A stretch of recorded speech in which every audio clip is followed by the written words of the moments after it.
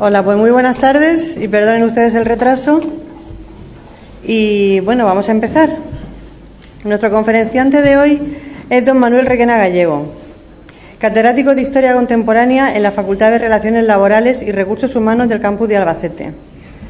Doctor en Historia por la Universidad Autónoma de Barcelona, leyó su tesis de licenciatura en 1990, con el título Partidos, elecciones y élite política en la provincia de Albacete, 1931-1933. Su producción historiográfica se ha centrado básicamente en el estudio de Albacete y su provincia durante el periodo de la Segunda República y la Guerra Civil. En este contexto, ha publicado Los sucesos de Yeste, mayo de 1936, del afianzamiento del republicanismo a la sublevación militar, Albacete, 1931-1936, y multitud de artículos en revistas y actas de congresos. Solo por destacar algunos de sus títulos, cabe citar La clase política y las contiendas electorales en las provincias de Castilla-La Mancha, 1931 al 33, Las elecciones a compromisarios en Albacete, abril de 1936, Las elecciones del Frente Popular en Albacete o el triunfo monárquico en las elecciones municipales de 1931 en Castilla-La Mancha. El doctor Requena Gallego también ha estudiado el sexenio democrático, la transformación y expansión de la agricultura albacetense, la evolución de Castilla-La Mancha durante el franquismo, etc. Ha coordinado varias publicaciones, entre las que destaca La historia de la Diputación de Albacete, de la que también es coautor, publicada en 2 volúmenes. La obra del profesor Requena destaca especialmente por sus estudios sobre las brigadas internacionales. Sobre este tema ha escrito diversas monografías, artículos y ponencias. Títulos como La Guerra Civil Española y las Brigadas Internacionales, La Sanidad en las Brigadas Rojas, Al lado del Gobierno republicano, los brigadistas de Europa del Este en la Guerra Civil Española, Bibliografía de las Brigadas Internacionales y de la participación de extranjeros a favor de la República, 1936-39, y un larguísimo etcétera.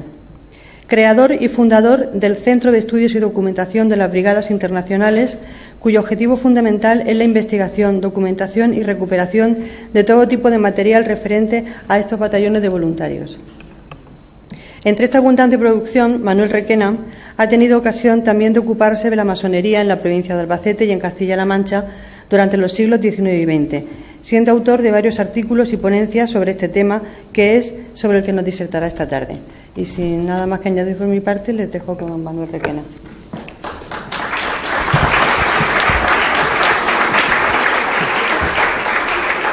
Bueno, en primer lugar, agradecer a Carmen el análisis exhaustivo de mi obra, pero lo más importante es que pedir mis disculpas por el retraso. Es consecuencia de que cuando estaba en la puerta me había olvidado del pendrive con las imágenes, que creo que es ilustrativa de lo que les voy a explicar, y por lo tanto espero que sepan disculpar mi retraso.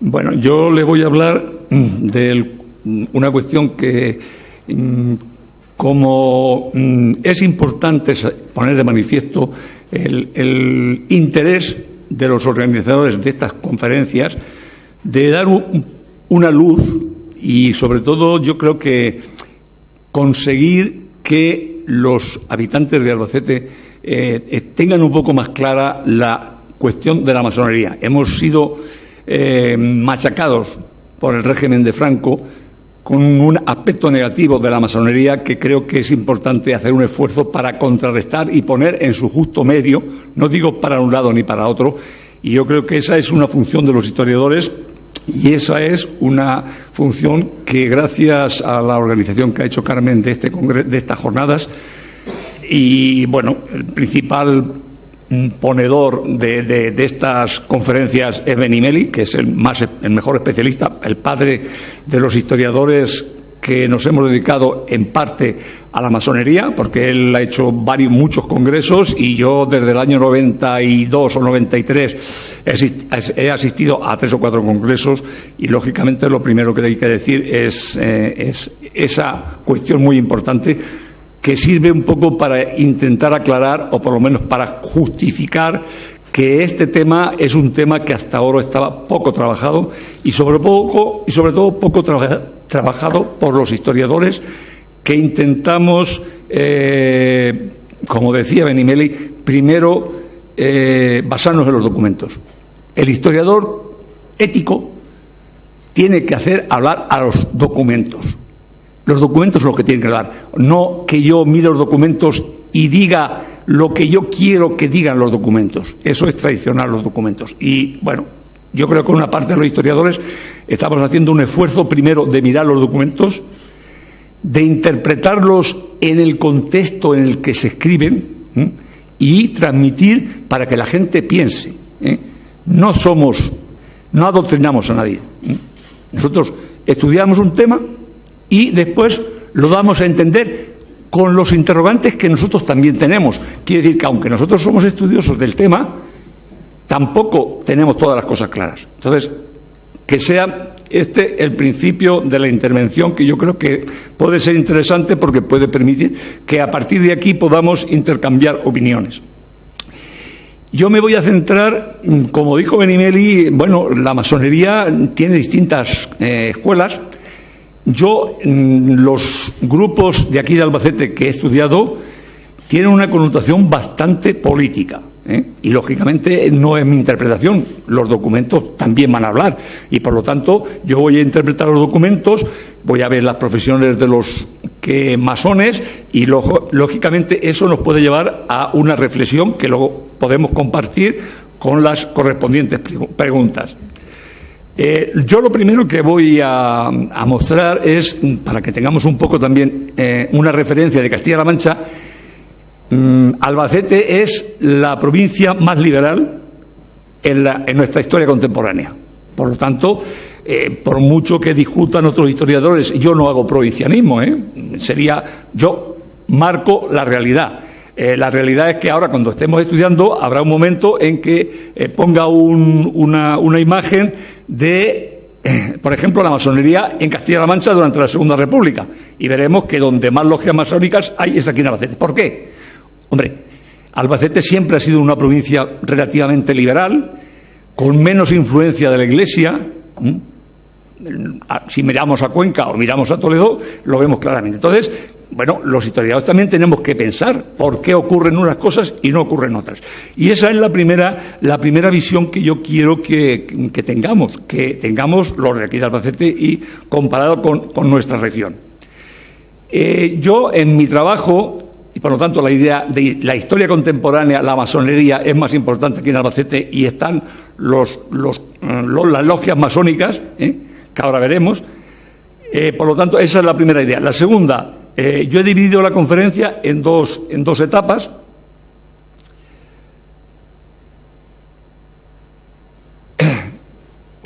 Bueno, el índice, si quieren, lo explico brevemente.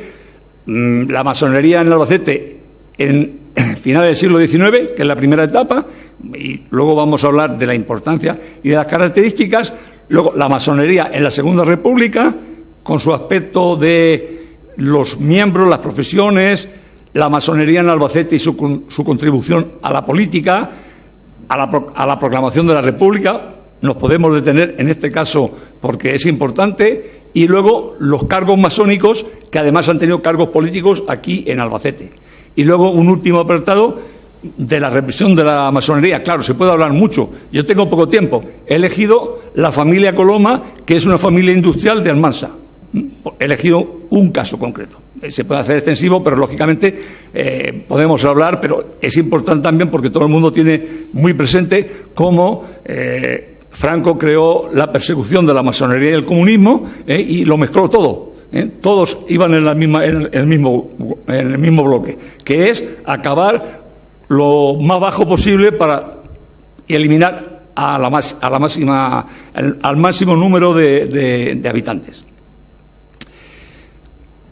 Por lo tanto, bueno, pues voy a pasar a la masonería en el siglo XIX. Esto es un poco un elemento de la simbología de la masonería. Y entonces, lo primero que podemos decir es, yo he dividido la masonería en dos etapas, una que es finales del siglo XIX. Todos los historiadores están de acuerdo que es la etapa más brillante, o sea, donde más masonería se produce en toda España, es a finales del siglo XIX.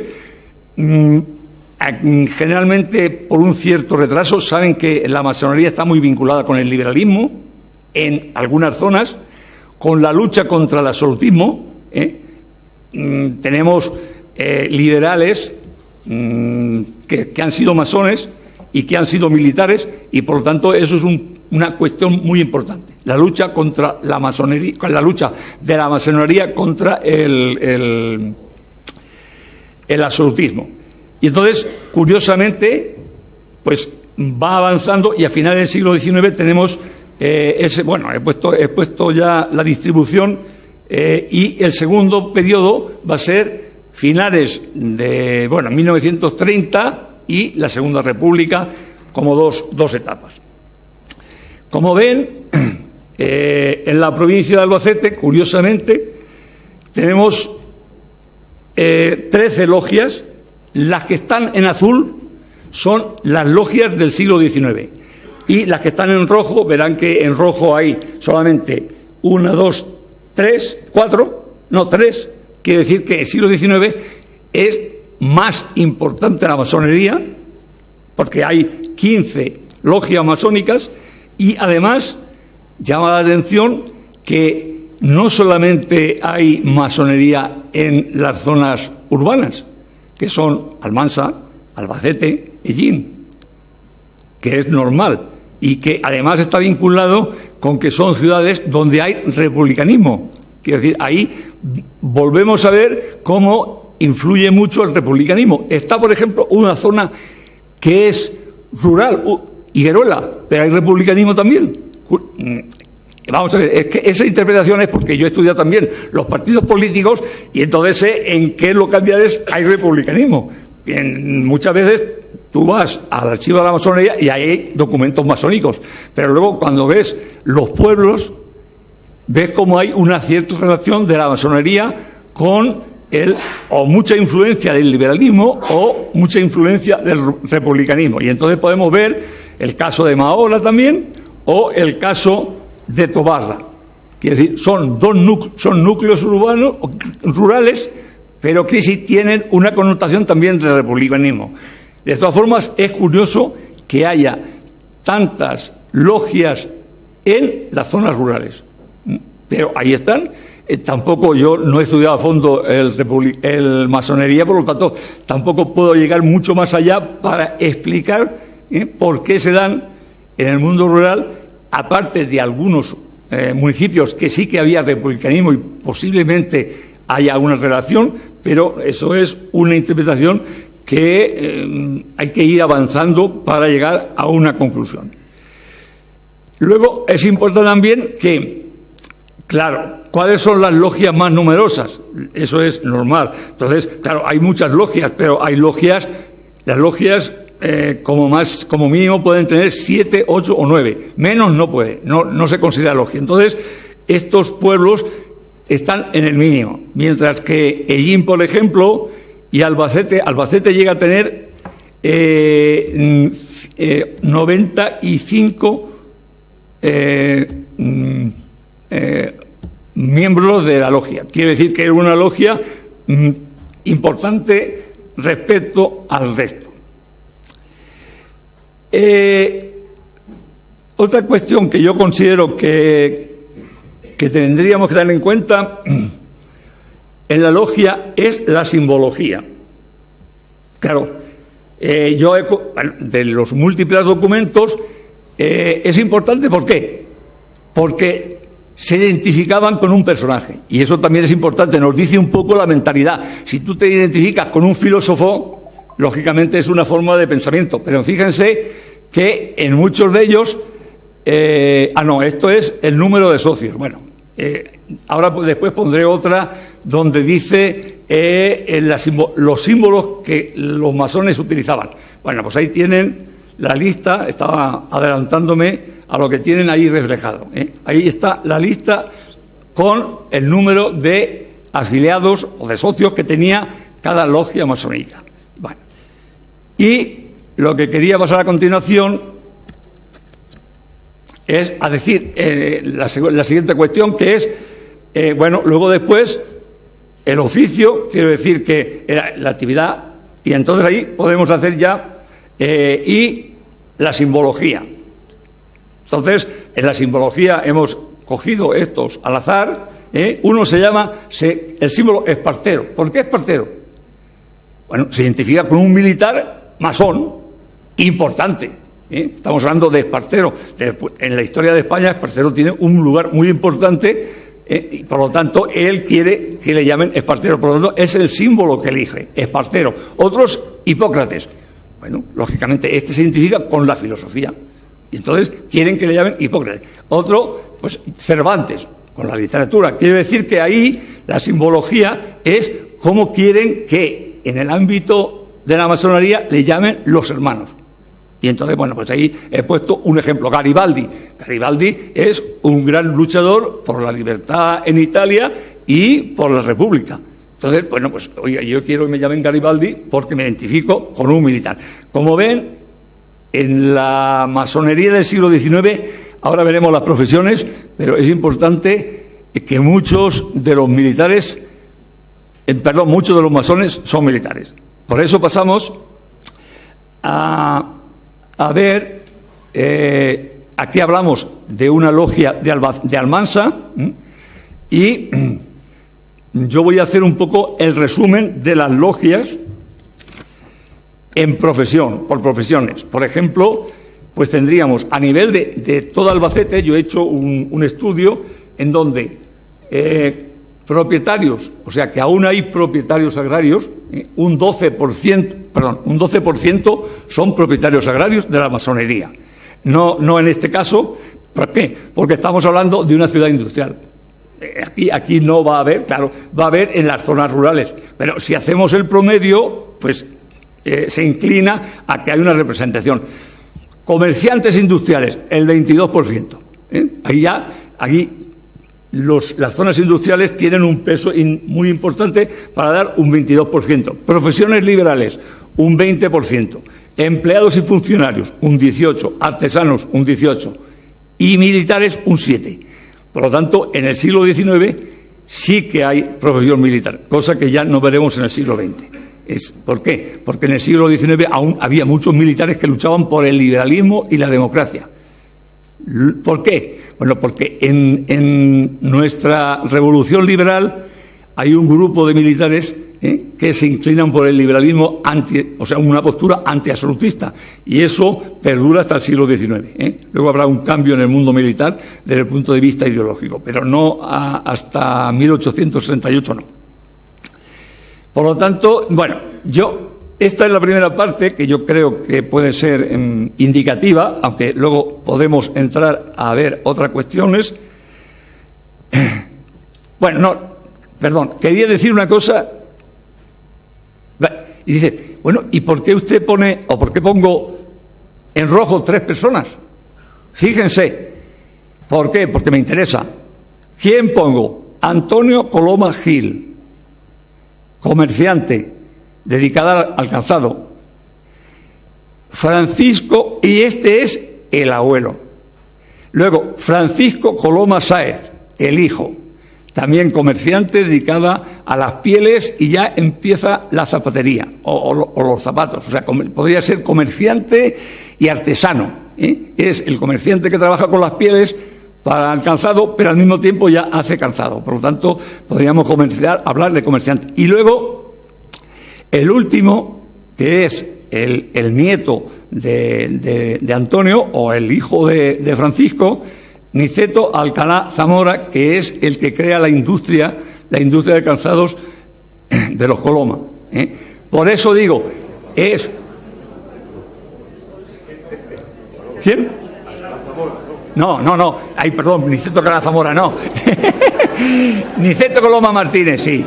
Niceto Alcalá Zamora, me he ido a la Segunda República sin... No, perdón. Niceto Coloma Martínez es el creador de la industria de calzados de Almansa, y entonces es el nieto de Antonio Coloma Gil. Pero lo traigo aquí porque son 3 personas de la logia, que esta logia desaparece, pero la tradición familiar perdura.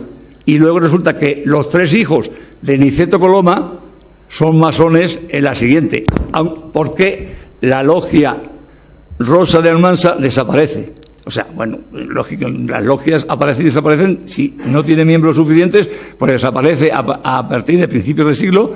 Y luego, en 1929-31, reaparece, se crea otra logia nueva, donde están los hijos de Niceto Coloma Martínez, que es el dueño de las Industrias Calzados. No es que, por eso los había subrayado, para que no se me olvidase que hay una cierta continuidad, aunque la logia ha desaparecido, pero sí que hay una tradición familiar que se vive en esa mentalidad del pensamiento masónico. Bueno, con eso paso entonces ya al segundo apartado, que es la Segunda República. Bueno, no sé si cómo voy de tiempo. Bien. En la Segunda República, lógicamente, numéricamente, verán que son los 3 núcleos rojos. Está Almansa, que es donde se renueva ahora una nueva logia, Albacete y Hellín. Por lo tanto, pasamos de 15 a 3. ¿Por qué? Bueno, en toda España generalmente sucedió lo mismo. Las logias numéricamente fueron menos numerosas, pero tenemos que decir que aquí en Albacete fue importantísima. Pues bueno, y no es que lo diga yo. Vamos a dejar hablar a los personajes. Entonces, podemos hablar, por ejemplo, de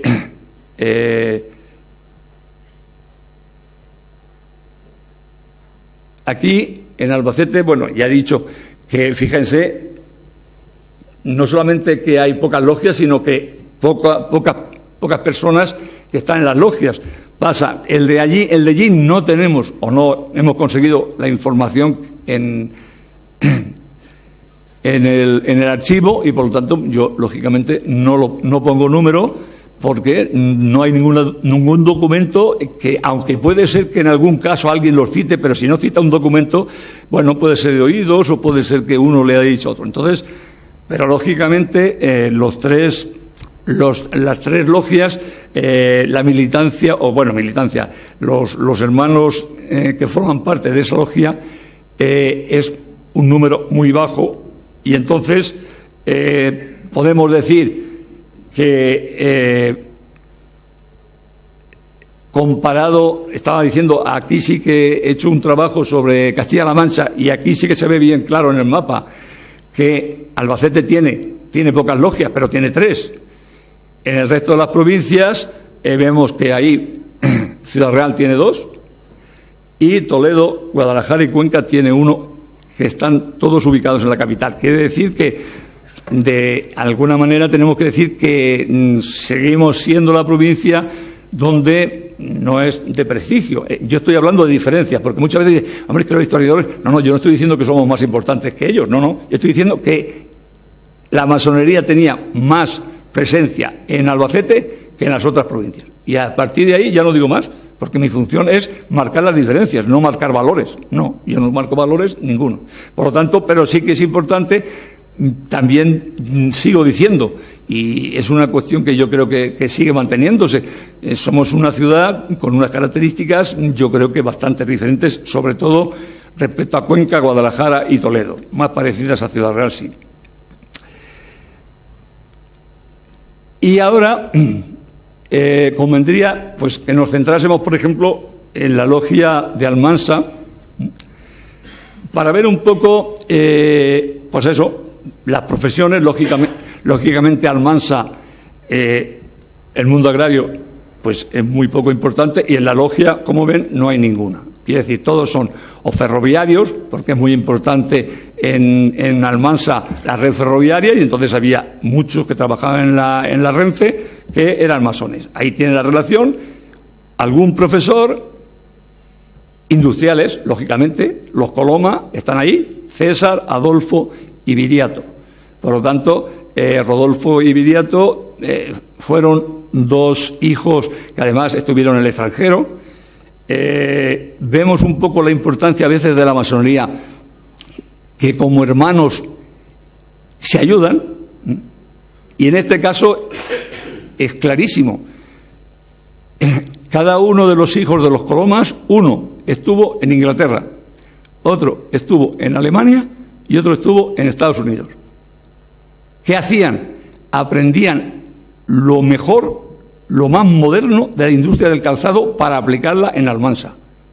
Y se desplazan. ¿Por qué? Pues por las relaciones masónicas. Es importante. Bueno, pero eso no es ni bueno ni malo. Los masones son unos hermanos que se ayudan entre ellos. Entonces, pues esas conexiones permiten también el desplazamiento. Pero bueno, la finalidad importante es que convierten a la industria del calzado de Almansa en pionera. El Ministerio de Industria la cataloga como una de las industrias más novedosas del país. Y eso se consigue, ¿cómo? Pues se consigue con esa apertura de conocimiento y con esas mejoras. Por lo tanto, ahí tenemos, por un lado, la profesión. Por otro lado, la cuestión política que les decía. Ahora ya no hay militares, no, lógicamente, porque los golpistas ya están todos en la reacción, Es decir, los golpes militares ahora son el de Primo de Rivera, por la derecha. Es decir, ya no hay ningún golpe militar progresista. Y ustedes dirán, no, ¿en el siglo XIX lo sabía? Sí, claro. Contra Alfonso, contra Fernando VII, Quiroga se levantó y proclamó la Constitución de 1812. O sea que sí que hubo levantamientos militares progresistas. Muchas veces no se cuentan, pero sí. Cosa que a partir de 1875 desaparecen, todos se marcan al otro costado y ya la masonería aquí no tiene incidencia. Lo que quiero decir ahora es, se ve claramente, hay uno que es todos son socialistas, republicanos socialistas, y uno agrupación al servicio de la República, que es un partido republicano centrista o un poco más a la izquierda, con lo cual se ve claramente que sí que hay una relación de masones y republicanos. Y además masones ocupando cargos, miren los cargos: concejal, diputado provincial, director de la Vanguardia, que era un periódico que, curiosamente, teníamos en Albacete, un periódico socialista. Fíjense, en esta época el Partido Socialista, la fuerza que llegó a tener. Por lo tanto, bueno, este también fue presidente del PSOE en Almansa. Quiere decir que, bueno, todos ellos, es importante también que veamos, bueno, que en otros países y en otras coyunturas no hay una relación política como hablaba el profesor Benimeli. Bueno, pero es que en este caso yo me estoy refiriendo a unas específicas, con unas personas específicas y unas personas que con mis estudios sobre los partidos políticos y las elecciones he conseguido. Eso no lo pone en la masonería. En la masonería te pone el nombre y el cargo masónico y la simbología, y ya está. Es decir, esto es datos complementarios que uno va reuniendo para un poco ver las conexiones que había entre masonería y política, que en este caso funcionan bastante. En este caso, por lo tanto, yo no hago generalizaciones, sino en este caso, en la Segunda República y en estas tres logias de la provincia de Albacete. Luego hablaré de la importancia de los Colomas, de estos tres que son los que viven ahora y son los que llevan la fábrica, y en el último capítulo la represión que se realiza sobre ellos. Eso permite que la industria de los Colomas no solamente es una industria puntera, sino que es dirigida por una persona de la masonería con una sensibilidad laboral ejemplar. Miren si es ejemplar que el político socialista Rodolfo Viñas, que es un político que venía de Madrid, pero que fue diputado del 31 al 33, lo alababa en estos términos. Dice: en los calzados Coloma todo es ejemplar. La forma de producir, el trato al obrero, el respeto a las leyes del trabajo, el afán de recompensa de algo que es propio del sacrificio del trabajador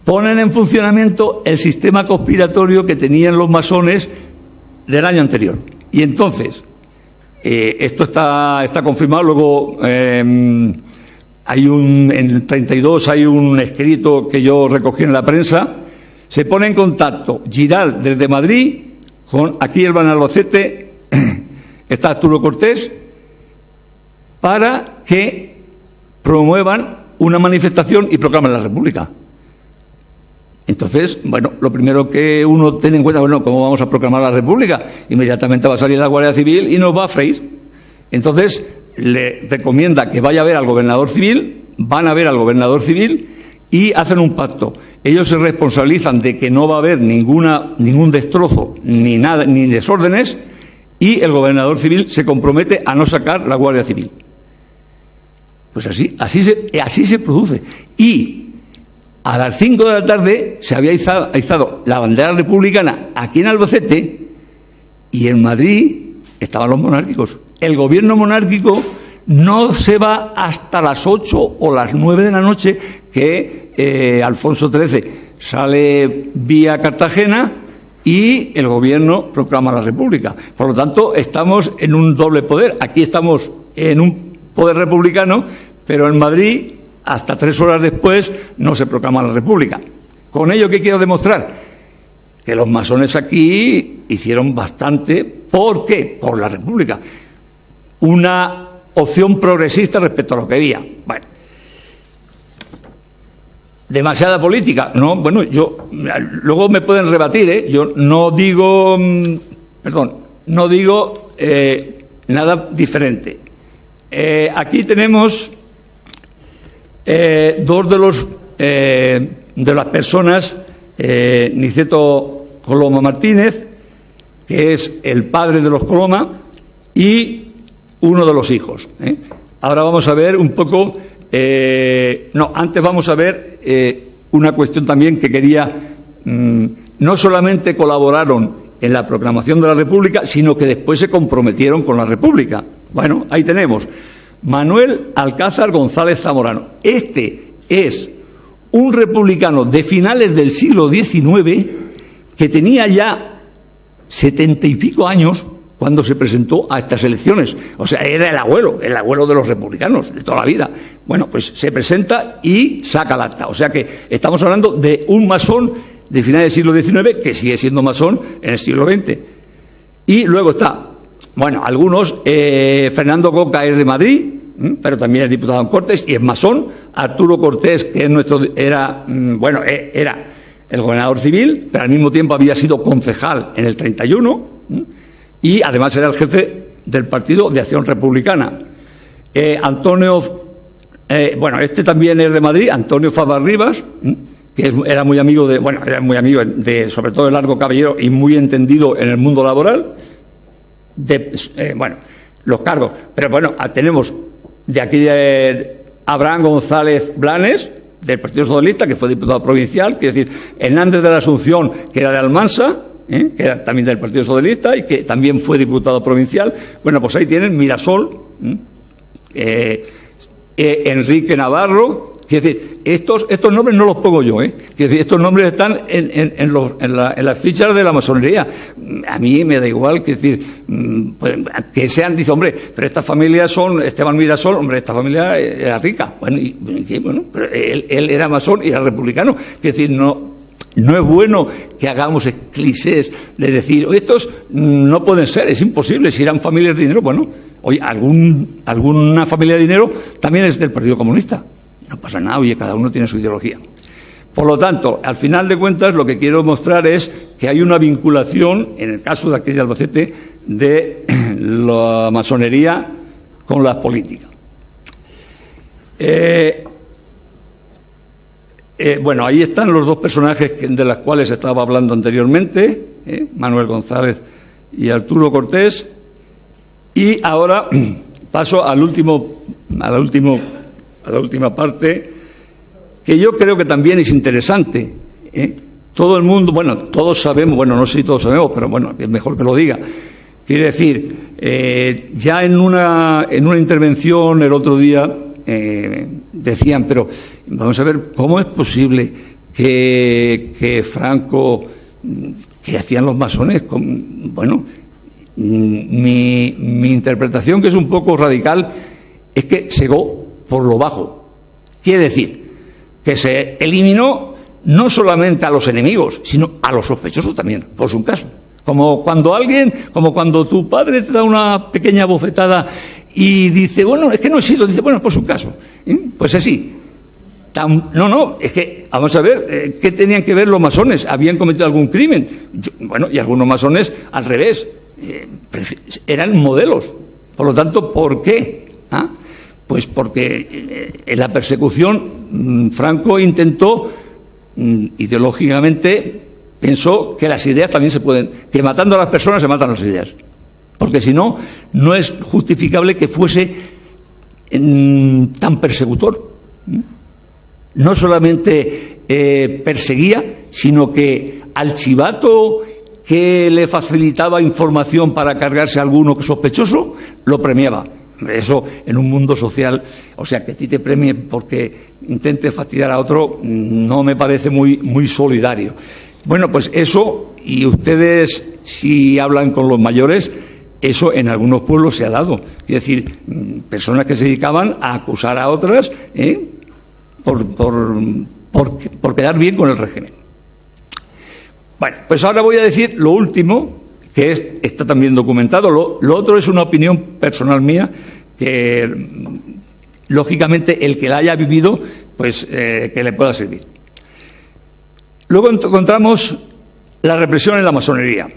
Bueno, curiosamente, yo le voy a poner, no para que se lo lean completo, en mi estudio de la masonería, pues encontré un legajo, curiosamente, aquí en el archivo provincial, sobre la represión de la masonería, y hablaba precisamente de la familia Coloma en Almansa. Estaba en la sección sindical, por lo tanto, económicamente les interesaba, y bueno, ahí hay un fragmento, no sé si podrá leer, pero bueno, yo le voy a decir en esencia. En esencia, ese fragmento que ven, Archivo Histórico Provincial de Albacete, sección sindical, caja tal, o sea que ese es un documento que está en el archivo y se puede consultar. Y bueno, ese archivo que dice, pues bueno, se dice que la familia Coloma es el responsable de la masonería y por lo tanto, fíjense, le prestan menos atención a que fuesen radicales socialistas que a que fuesen masones. Entonces, bueno, pues hacen una acusación, son detenidos, son juzgados por el Tribunal Especial de la Represión de la Masonería y el Comunismo. Hay un documento del pueblo diciendo que ellos no han sido personas indeseables, que no han colaborado en ningún elemento de desestabilización y que, por lo tanto, como disculpándolos. Y, bueno, hay que recordar que daba trabajo a 1.000 empleados y que el tratamiento era el que era. O sea, que había un informe favorable para que Franco fuese menos duro. Bueno, pues no lo fusiló, que es una cuestión. Pero el que consideró más responsable, que era Viriato, pues la sentencia fueron 12 años de cárcel. Por lo tanto, y los otros hijos menos tiempo. Pero está claro que esa fue una medida represiva importante, pero no la única, porque lógicamente tendríamos que mirar también un aspecto necesario, y es el siguiente: consigue que una fábrica modélica en 10 años tenga que cerrar. Dice, bueno, ¿cómo es posible? ¿Cómo es posible? Pues mire, vamos a ver, estamos hablando de una fábrica moderna, por lo tanto, su sistema de producción es amplio. ¿Cómo lo consigue? Primero, le reduce las materias primas. parte de las materias primas tenían que venir de fuera porque la economía española estaba, no producía suficiente. Entonces, pues nada, a nivel económico tiene problemas. Primero, de materias primas. Por lo tanto, hablando de una crisis. Luego, de créditos. ¿No? Siempre una empresa necesita, en un momento de crisis, créditos. Ninguno. Y, además, lo más importante, como el mercado exterior prácticamente está cerrado, porque estamos ahora, los países democráticos no quieren saber nada con España porque es un país de franquista, o sea, muy próximo al fascismo. Entonces, ya el hachazo final es el ejército. Todo el ejército, o sea, parte del ejército que lo calzaba la industria, ¿qué hace? Pues no. Ahora lo calza una familia que era la familia Segarra, falangista de toda la vida, clarísimo, ya está. Entonces, él no hace nada más que poner trabas. Y entonces, ¿qué ocurre? Una industria puntera con un ritmo de producción que podía ser buena y que podía seguir funcionando, ¿cómo consigue que no? Pues, lógicamente, yo tengo aquí 2 o 3 datos. Es decir, en 1951 ya son 850 obreros. Es decir, bueno, está intentando sobrevivir, pero claro, si le faltan materias primas y tiene problemas de mercado, cada vez es más difícil. Bueno, en total, resumiendo, porque lo más importante es que la industria del calzado, al final, a partir del año 1955, prácticamente cierra. Y luego, pero ya eso no es tan importante, luego pasa a unos obreros y tal. Yo lo dejaría aquí. En todo caso, si a alguien le interesa, acaba de publicarse hace 2 años una tesis de Aurora Galán sobre los calzados Coloma.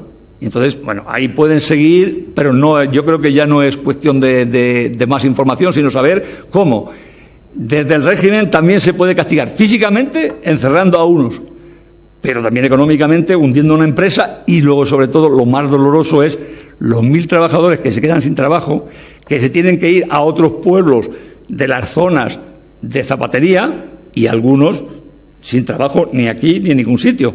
Entonces, claro, esa parte humana no solamente son los colomas, que son 1000 trabajadores, pero parece que eso no es importante, porque lo importante es castigar y que no cunda el ejemplo. Entonces, pues yo pienso que está demasiado politizada la masonería en este caso, pero a mí es lo que me da, no es que yo quiero, es lo que me da.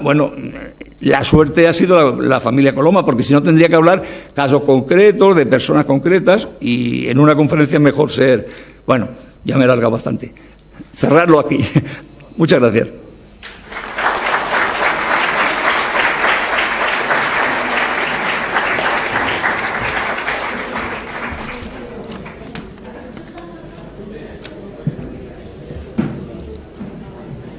Bueno, ¿quieren hacer alguna pregunta? ¿Quieren preguntar? ¿Quieren preguntar algo? No sé.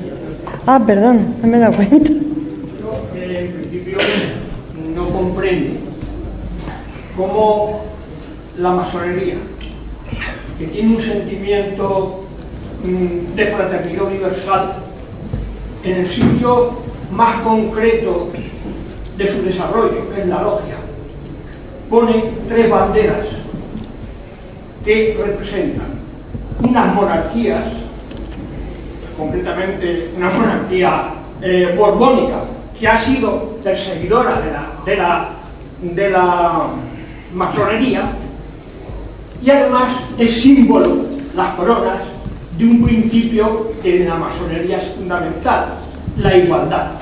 Y la corona es el principio de la desigualdad. ¿Esto por qué se da? ¿Es una anulación al medio? ¿Es que la masonería ha perdido su sentimiento? Porque la masonería es intrínsecamente republicana. Es intrínsecamente. Si alguien me puede argumentar de que hay factores que la lleven a una monarquía, que es un concepto de desigualdad, pues si me lo demuestra, lo aceptaré.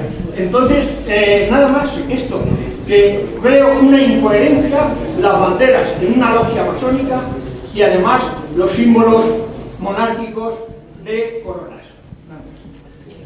Bueno, yo hablo de la Segunda República. Claro, en la Segunda República, no, bueno, quiero decir, hombre, yo digo, o sea, si tú traduces a toda la sociedad, siglo XIX, siglo XX, y a todos los países, claro, es que yo hablo, por ejemplo, en la Segunda República, la vinculación entre masonería y república queda clara. Ahora, no, te digo que a lo mejor yo no sé en estas logias masónicas si estaba algún cuadro de la monarquía. Claro, eso yo tengo los documentos. Ahora, eso no lo puedo ni afirmar ni negar. Quiero decir que podría, dudo mucho, porque en este caso es que, bueno, ya se ve, su actuación concreta, su coherencia es que no estuviese.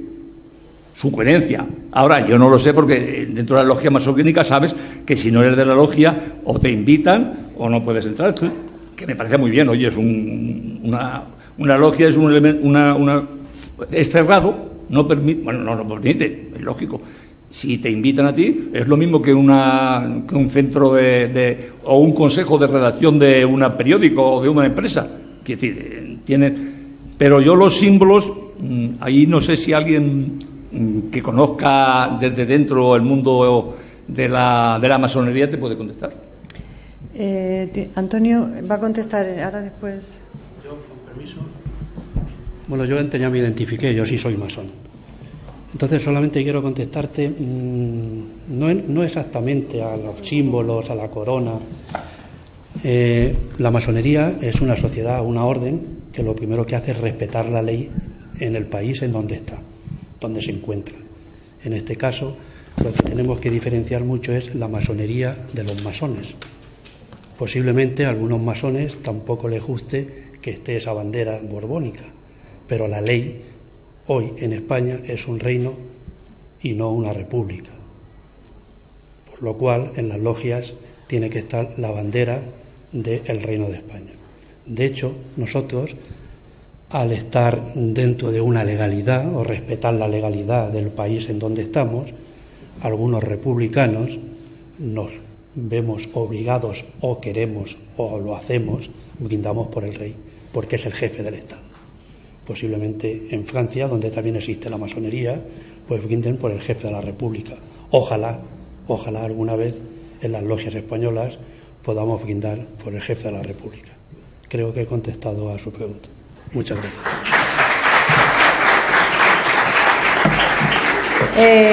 Señora, ellos dos han pedido la palabra, pues usted mismo. Es que no se le oye, si viene, mejor. Sí, por favor.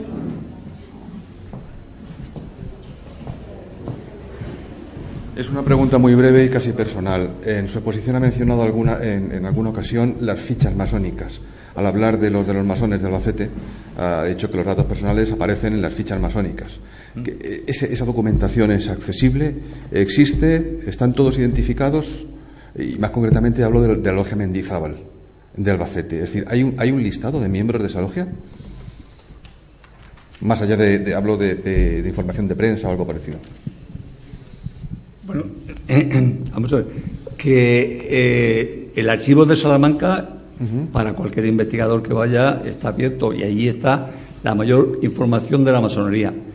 Yo tengo, por ejemplo, la logia de Almansa, la tengo a través de aquí el archivo de Albacete, porque hay una denuncia sindical contra los entonces, que he puesto un fragmento aquí, pues en el mismo documento aparece la logia de Almansa, los componentes y los nombres. ¿En Almansa y en Albacete? En Albacete. ¿Existe? Bueno, en el de Albacete no me acuerdo ahora dónde, pero toda esa documentación está claro, este artículo yo lo hice en el año 92 o 93, pero toda esta documentación ha estado recogida en Salamanca, Y es concretamente la de Almansa, porque me encontré que no había casi documentación, pero este artículo precisamente venía la relación, que a lo mejor no es completa, ¿eh? O sea, yo he puesto la fuente, es la fuente que yo he utilizado, y ahí están esos nombres. Que posiblemente no sea completa, pues no lo sé, porque en cambio en Salamanca no había esa relación. Claro, nosotros trabajamos con documentos, entonces tendría que revisar el trabajo que hice en su momento para ver la relación de los masones, pero yo sí he citado algunos, pero no he puesto el... Ya le digo que es un interés personal. Pero lo puedo mirar. Sí, pues no, esas cosas... Yo me llamo Enrique Navarro, soy nieto de uno de los... de uno de los mencionados. Vale, pues sí, hombre, claro, encantado. Pues sí tiene ficha en Salamanca, ¿eh? ¿Cómo masón? No. Tiene ficha en la base de datos de Salamanca. Si le pone Enrique Navarro Esparcia, pues sale. Me acuerdo del apellido. Sí, pues está, ¿eh? Él lo cita entre los masones de la logia de Mendizábal. Sí. Arturo Cortés está clarísimo. Él lo cita en su artículo en la logia de Mendizábal como miembro de la Mendizábal, que eso me acuerdo yo de habértelo leído. Precisamente mi interés es la fuente, de dónde aparece, porque Salamanca. En la familia hay cierta discrepancia sobre su pertenencia o no. No, sí, yo estoy de acuerdo, por eso he dicho que generalmente los nombres que hemos incorporado son los que aparecen en los documentos, y es posible que no estén todos. Pues es que nosotros trabajamos, bueno, yo por lo menos intento trabajar con los documentos. Entonces, de unas personas hay más cosas, de otras no, pero claro, un trabajo que yo hice en los años 90, pero bueno, si yo lo cito ahí, pero bueno, ahora tendría que mirar en dónde, o sea, el documento exactamente dónde. Bueno, el documento está en Salamanca, ¿eh? Ahora, ¿en dónde lo tengo yo en mi archivo? Eso ya. Gracias. Vale. De nada. El señor Azul también quería hablar. Los dos, ¿cómo sí? Las dos sí. Usted y su compañero de silla también. Ah, ¿no? Pues usted. Sí. Yo solamente quería hacer una pregunta, sobre la figura de Franklin de Albricia. No sé hasta qué punto tiene relevancia e importancia en el desarrollo de la masonería en Albacete. Es un personaje al cual se le ha dedicado una calle. Aparece un artículo en la Wikipedia. ¿Quién? Un poco más. ¿Quién? Entonces, ¿quién era? Franklin de Albricia.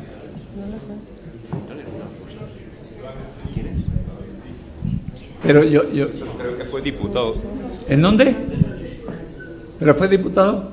Creo que fue diputado, pero no lo sé si fue a Cortes en periodo de la República o anterior. Tampoco sé exactamente si fue por Albacete o por Alicante, pero bueno, sé eso, que le tenemos dedicado una calle. ¿Pero a quién? Se presentó por el distrito de Albacete, pero no era... ¿Quién habla? ¿Pero a quién se le ha dedicado la calle? Que no hemos oído el nombre. La calle que está al lado del campo de fútbol, porque entre otras cosas parece ser que también tuvo algún tipo de relación con la fundación del Albacete Balompié o algo. ¿Pero cómo se llama la calle? Franklin Albricias. Ah, Franklin Albricias. A mí no me... Bueno, diputado por Albacete seguro que no, porque esos diputados a Cortes seguro que no, y diputado provincial, bueno, tendría que recuperar tanto, en mi memoria no llega tanto. Diputados a Cortes seguro que no, porque los diputados a Cortes, tengo sus biografías. Diputados provinciales, hombre, lo podía mirar. Hay una historia de la Diputación en que se puede mirar si esta persona figura, pero a mí en la masonería desde luego no me figura, porque tampoco hay muchos masones. ¿Alguna otra pregunta? Ah, sí, al fondo. Elena, aquel señor del fondo. A ver si llega.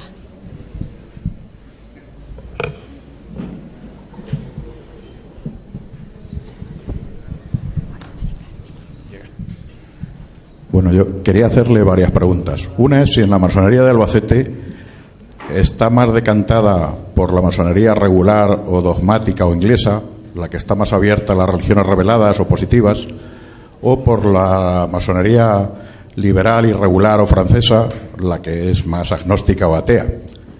Que las obediencias que predominan en Albacete, ¿cuáles son? Y si me pudiera decir cuáles son sus ritos, el rito que utilizan esas obediencias. Y la segunda pregunta, si las hago todas, es si usted sabe si hay masones en Albacete del Partido Republicano Radical, un partido republicano, pero que está enfrentado, en el año 36 está enfrentado con el Frente Popular, pero no deja de ser republicano.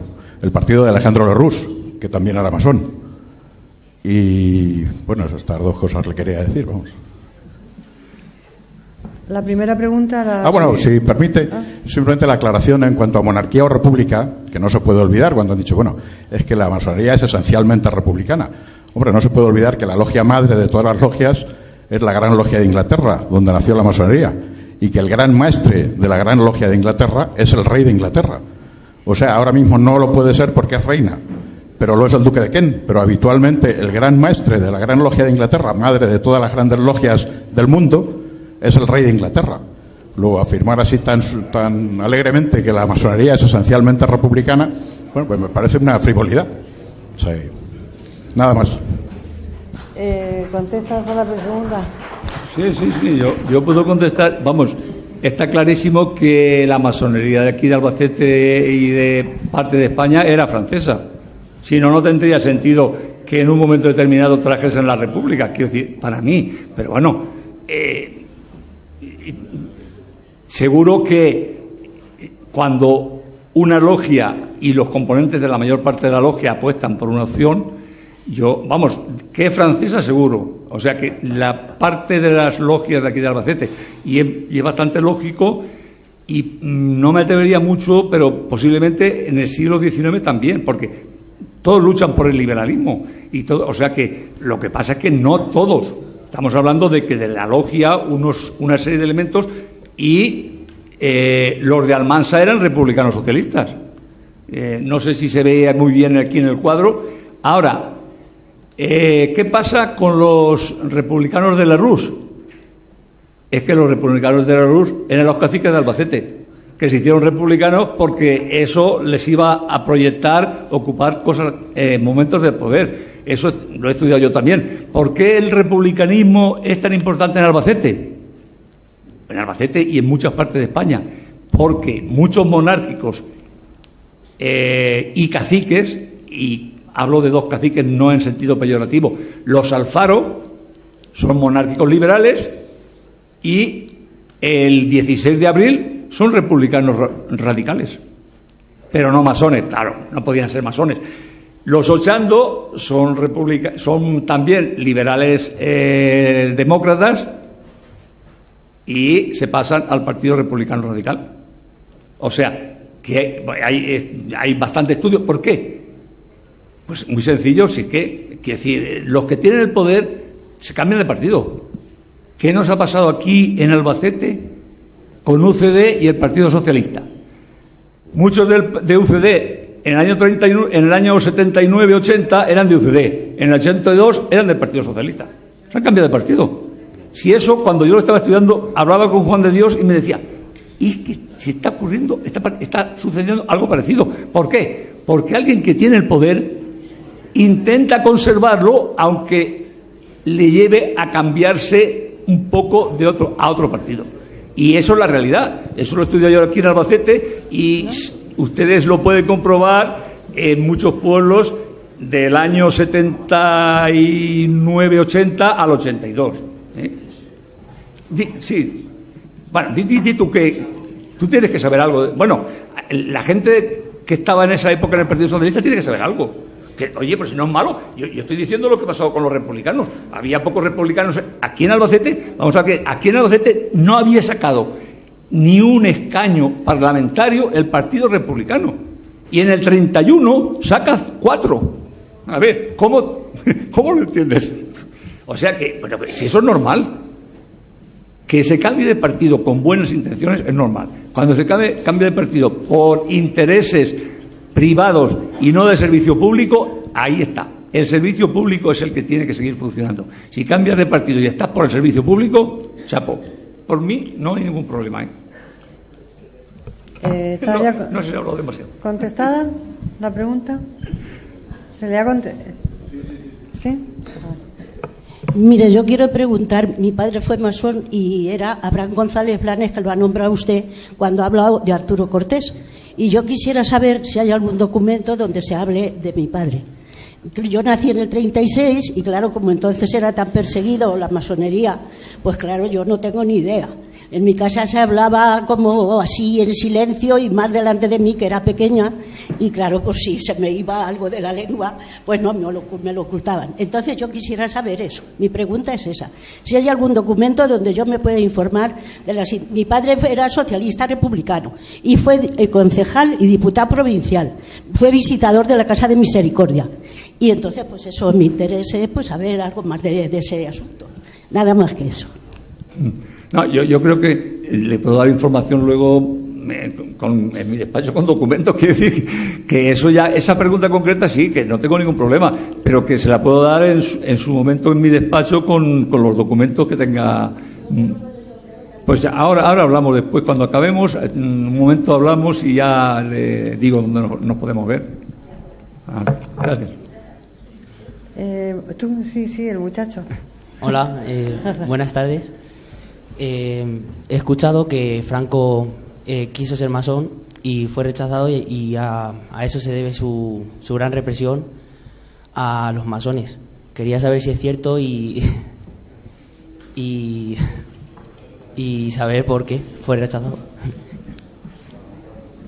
Bueno, es que eso lo explicó el profesor Benimeli, que es el que hizo el estudio. Entonces, no, yo creo que Franco, yo lo he dicho claramente, intentó, vamos a ver, los masones en este sentido, bueno, tienen su ideología, pero los masones que actuaron durante la Segunda República, que pertenecían a la tendencia francesa, se implicaron mucho políticamente, y luego Franco pues intentó, pero claro, hizo una ley contra la masonería y el comunismo. ¿Y qué tiene que ver una cosa con otra, por ejemplo? Pero bueno, él quería ahí caben todos, pues ahí acabo con todos. Quiero decir, y Benimeli explicó muy bien que sigue estando la duda de si Franco fue o no fue, o le dejaron entrar o él lo pidió. Eso es una cuestión que él ni siquiera, después de varios contactos, no estaba seguro. Por lo tanto, si él no estaba seguro, que es el principal, bueno, el que ha estudiado el caso, pues los demás no decimos nada. Pero yo tengo la impresión de que Franco,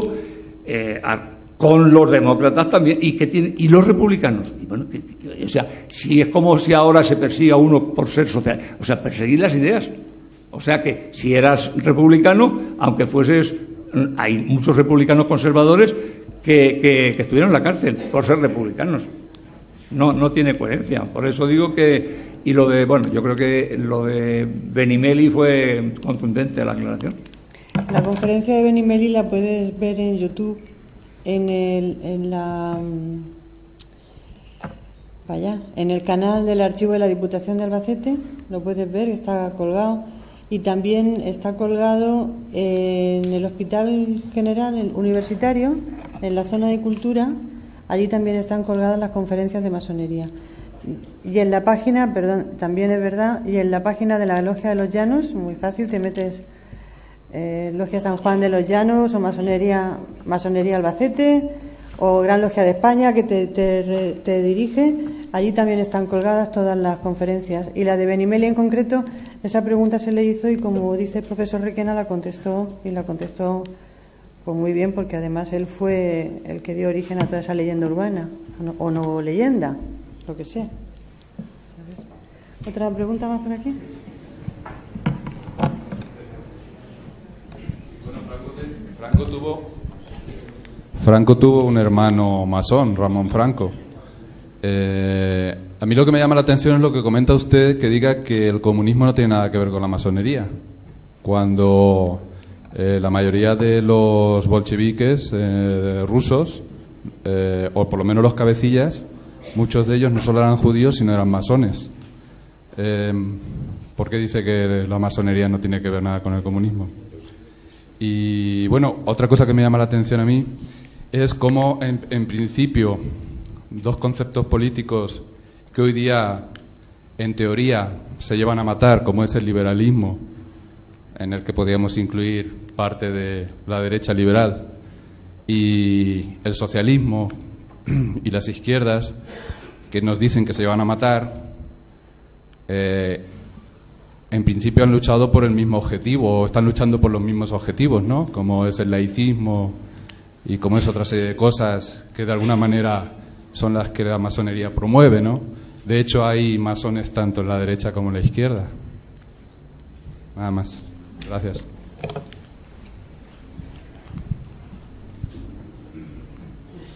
Vamos a ver. La primera pregunta era... La vinculación del comunismo con la masonería. No, bueno, vamos a ver. Eso, Franco podía haber hecho una ley persiguiendo a los masones y otra ley persiguiendo a los socialistas y comunistas. Pero lo hace en una ley conjunta en donde yo digo que son muy diferentes el comportamiento o las reivindicaciones políticas de los comunistas, muy, muy diferente de los masones. Y él, en cambio, hace una ley en donde no distingue, hace una ley en donde vamos a sancionar tal. Es por eso por lo que le digo que a él, en esa cuestión, es como, por ejemplo, la utilización de rojos. ¿Quiénes son rojos? ¿Los republicanos? ¿Los socialistas? ¿Los comunistas? Para él todos. Y incluye también a los masones. Por eso digo que él, todo lo que no sea Iglesia Católica y lo que él manda, todo lo de eso es malo. Eso es por simplificar mucho. Y eso es lo que, por lo menos la legislación, porque si no podía haber hecho 2 o 3 leyes diferentes. ¿Por qué no diferenciar a los republicanos? ¿Qué tienen que ver los republicanos con los comunistas? Nada. Y muchas veces, en los estudios que yo he hecho, muchas veces había muchas discrepancias entre republicanos y socialistas. Es que no es lo mismo, es que en cambio todos son rojos. Es que hay conceptos de que él sintetiza, Franco sintetiza, esto todo es malo. Eso lo hace él, yo no digo nada, podría haber hecho otra cosa, pero él, y entonces en eso es lo que yo, califico de que, es la forma de actuar, es la forma de hacer las leyes, vale, pero yo no le pongo ni bien ni mal, genera que todos no son iguales y a veces las sanciones eran bastante graves. Sobre todo cuando se trataba de republicanos que prácticamente hoy día pasarían desapercibidos.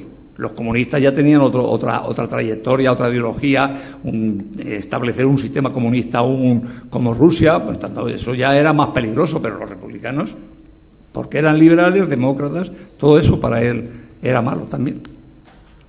Nos puede llamar la atención, vale, pero era malo. O para él, por lo menos, era malo y el que actuaba así iba a la cárcel. Sí. La segunda pregunta... ¿La puedes...? Sí. Un poco la relación que lo que vivimos hoy día es que, por ejemplo, el Partido Socialista dice que lo que vivimos hoy día, ¿no?, en televisión, todos los días que nos comentan en la televisión,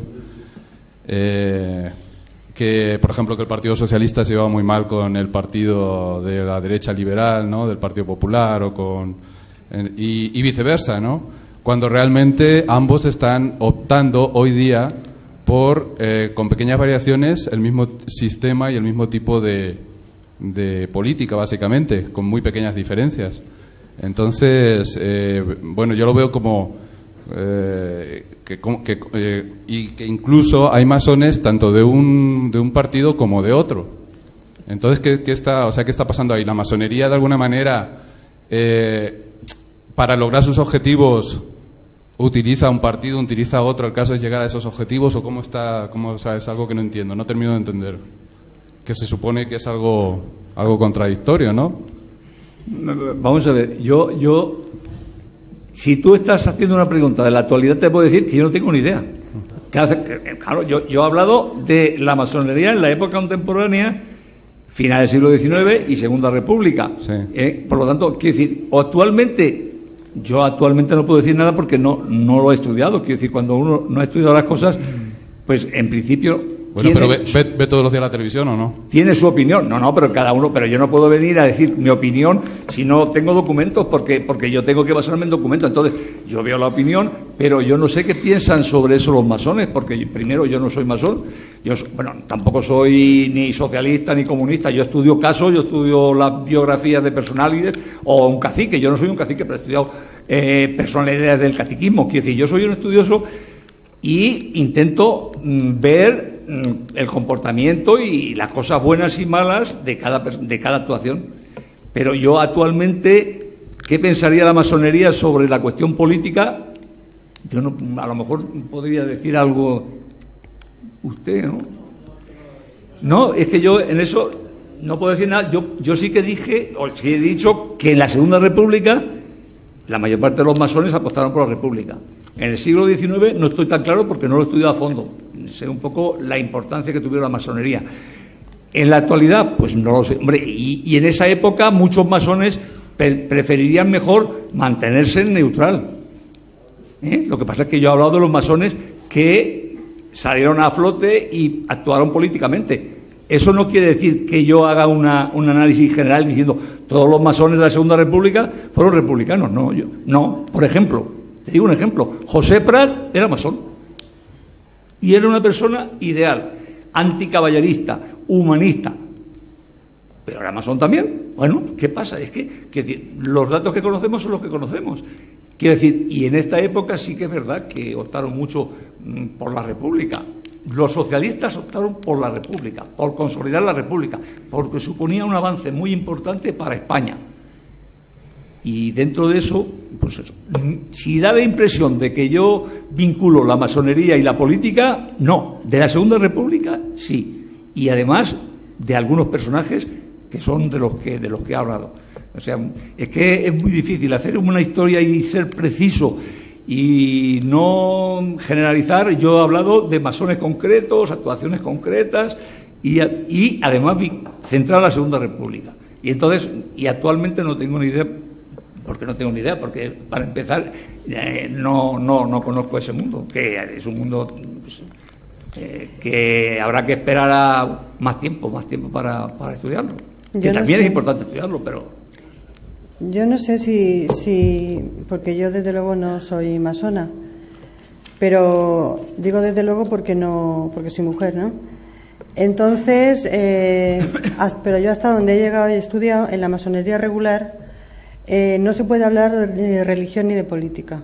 Es decir, en un principio, visto desde fuera como profana, o sea, hasta donde yo he estudiado, que tampoco es demasiado, en la masonería tú vas a hablar de otras miles de cosas, a pulir la piedra que ellos dicen, pero hay una serie de temas tabús, una serie de cosas que no se pueden tratar, entre ellas en la política. ¿Esto qué quiere decir desde mi punto de vista? Que cabe todo el mundo. Como decía el otro día Ferrer Benimeli, se dio el caso en Chile, que Allende estaba en la misma logia que estaba Pinochet. O sea, cabe todo el mundo. ¿Por qué? Pues porque son temas que no se tratan. O sea, no sé si le he ayudado. Yo no he estudiado la masonería, el Gran Oriente francés, porque no conozco ni he tenido a nadie la oportunidad de hablar con personas, hermanos que sean del Gran Oriente francés. Yo aquí me he relacionado con la Gran Logia, con la gente de aquí de Albacete, que es de la Gran Logia de España, que es de obediencia inglesa. Y luego la obediencia inglesa funciona así. No sé si esto le disipa un poco la duda. La señora del traje también ha pedido la palabra. Sí. Buenas tardes. Mire, le quería preguntar que por qué últimamente, en cuestión de meses, parece que la masonería quiere enseñarnos todo lo que es, lo que ella parece que nos quiere, así, metérnoslo por los ojos, cuando antiguamente o hace poco parecía tabú. Entonces, no sé por qué. O sea, me gustaría saber por qué esa actividad. No sé a quién. Yo creo que al principio lo he dicho claramente. Yo creo que ha habido mucha información negativa sobre la masonería. Pues habla tú. Sí, no. Sí, lo he dicho al principio. Que estamos intentando rehabilitar y equilibrar el concepto, porque la masonería hasta ahora siempre ha sonado lo que nos venía dicho de Franco. La masonería que perseguía a la Iglesia, que perseguía, casi que se comía a los niños crudos. Vamos a ver, entonces yo estoy poniendo... yo he puesto ejemplos concretos de la familia Coloma. He puesto un ejemplo concreto. No todos son como la familia Coloma, pero que hay que tener en cuenta para contrarrestar la otra imagen negativa. Yo he dicho para contrarrestar. ¿Y por qué tenemos interés? Porque queremos que la memoria histórica nos reponga a las personas en su sitio. Claro, ¿y qué? Y hemos... No, bueno... No, pero... No. Vamos tarde, vale, vamos tarde. La reposición... No, bueno. Pero me permitirá por lo menos una cuestión. Tantas familias que a partir de los años 40 han pasado penuria, han sido peladas al rape porque su padre era de izquierdas y por las calles todo el mundo se metía con ellas y lo han pasado muy mal, creo que es bueno que a estas familias de alguna manera por lo menos les dignifiquemos el maltratamiento, no, el maltratamiento.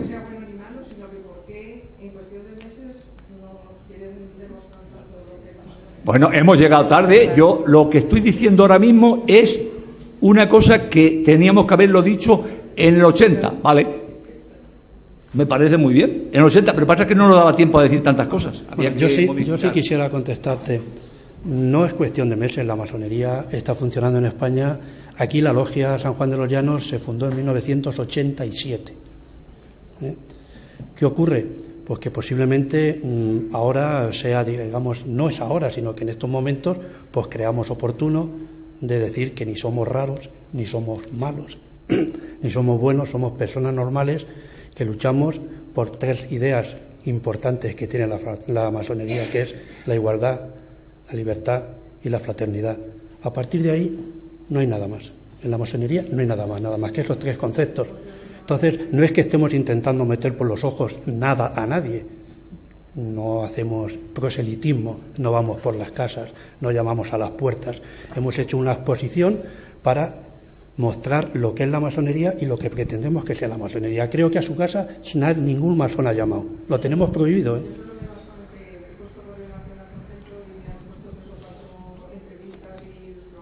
Bueno, pues porque igual que ahora se está haciendo, igual que Albacete tiene esto que es una manifestación muy importante, que yo lo veo muy bien, en que nos están demostrando. Por eso digo, bueno, ¿a qué se debe? No, pero que no hay nada, o sea, no hay nada detrás, no hay nada. Solamente, bueno, se ha preparado una exposición que nunca se había hecho.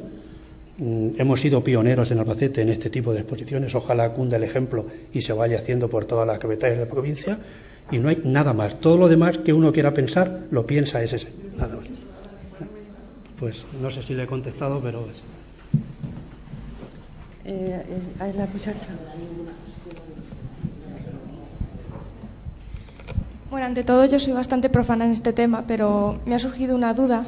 Y cuando hablaba el profesor sobre el tema de Mendizábal, del caso del izado de la bandera y todo el tema este... Y como yo no entiendo bien cómo van las logias, no sé si hubo algún tipo, si las logias actúan de forma independiente, es decir, cada uno es de su logia y realiza sus actividades, o si tienen una cierta relación entre ellos y por lo tanto pudo haber algún tipo de expansión de esas ideas durante la República, en el inicio de la República. O, ya digo, si fueron de forma individual cada logia o cómo fue eso. Eso sí que me llama a mí la atención. No sé si me he explicado correctamente. Bueno, yo es que tampoco... Quiero decir, hay síntomas de... Vamos a ver, nosotros somos historiadores, las logias tienen un comportamiento interno que nosotros no conocemos. Entonces, lo que nosotros conocemos son los signos externos. Por ejemplo, Arturo Cortés habla que cuando llegó Queipo de Llano traía una insignia masónica para que le reconociesen. Yo repito lo que dice él, pero yo no estoy en ninguna logia, que es muy difícil saber cómo funcionaban las logias en su época, porque las logias tenían su propio funcionamiento y entonces los historiadores lo que recogemos son signos que los masones se transmitían, en este caso, para identificarse uno con otro, porque físicamente no se conocían. De ahí a si dentro había un debate o no había un debate, de eso yo no he dicho nada. Yo he dicho comportamientos posteriores que tienen fuera, claro, porque dentro no sabemos nada. Los documentos solamente dicen los que eran masones, pero el funcionamiento interno... Claro, era por ver si se había visto un proceso en que las logias hubieran tenido parte de forma individual, o sea, o hubiera sido de una forma conjunta, que de repente se haya visto que ha habido cambios en esas localidades significativas. No sé si se ha hecho un estudio al respecto sobre el tema. No, porque los masones tenían un comportamiento individual. individual. Quiero decir, cuando salían, a lo mejor ni siquiera dentro de la logia hablaban de política y hablaban después. Es que esas cosas es que no las podemos saber. Solamente sabemos eso. Y sabemos que en estos pueblos, que en algunos pueblos había republicanismo y había masones. Y que algunos era la misma persona. Y a partir de ahí, todo lo demás, yo no puedo saber dentro si discutían, que eso es que no se puede. Bueno, de momento no se puede saber, no se sabrá nunca. A no ser que alguien lo diga, que no lo va a decir. La masonería es así. Gracias. Sí, sí. Los componentes de la logia de Pérez, un pueblecito que en aquella época tendría 600 y pico o 700 habitantes, ¿se puede saber quién eran? O sea, ¿hay acceso a Internet para la relación de quién, de los nombres que lo componían? Sí, lo que pasa es que eso sería muy aburrido porque... Vale, no. Si te metes en Internet o el libro de Ayala, que es un historiador... Sí. José Antonio Ayala. José Antonio Ayala, que es el que estudia la masonería en el siglo XIX, ahí en su libro viene la relación de los masones de cada pueblo, pero claro, en una conferencia lo mejor es, yo me he centrado en una familia, pero sí, eso lo puedes tener seguro. En la búsqueda ampliada de las bases de datos del Centro Documental de la Memoria Histórica, creo, no estoy segura porque no se me ha ocurrido nunca hacerlo, que se puede pedir por localidad. O sea, usted puede poner Albacete.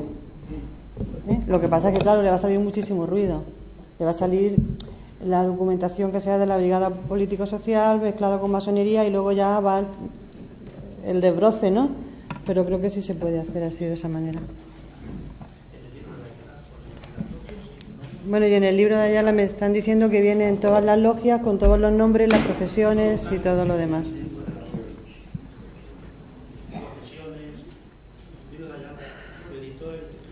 José Antonio Ayala, se llama, está agotado, pero se puede descargar en PDF de la página del Instituto de Estudios Albacetenses. Hay una parte que se llama Biblioteca Digital, ahí se lo puede usted descargar en PDF, en Internet. ¿Alguna pregunta más? ¿Por allí por el fondo?